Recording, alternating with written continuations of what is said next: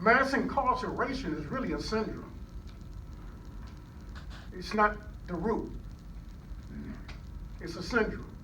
The root is something we have been experiencing here in the United States for 400 years, and that's the punishment paradigm. Mass incarceration is the result of a propensity to punish in this country. The desire to execute and perpetuate punishments. That's what mass incarceration results from. This desire to punish in this country.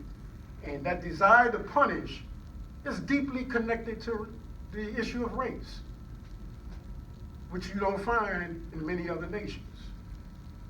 And so we need to bear that in mind as we suggest how to deal with this problem of medical parole.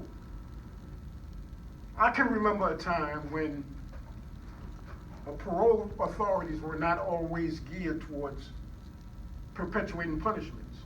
That when people actually appeared before parole boards, it was generally granted unless a person had did some atrocious things during the course of their confinement.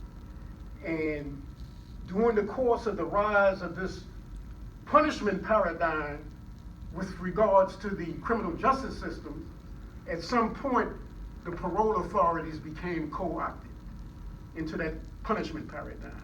And they began following in lockstep, thinking that their function were not to look at a person to determine whether or not there was a public risk and suitable for release, but their function, as they began to see it, was to perpetuate punishments.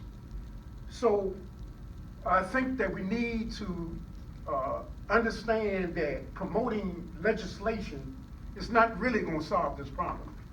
And I noted that on your reform page, the one item that I thought could be significant to what I'm talking about was the last one, education and awareness. And I'm hoping that although that was listed last, you didn't consider it least, because that's vitally important.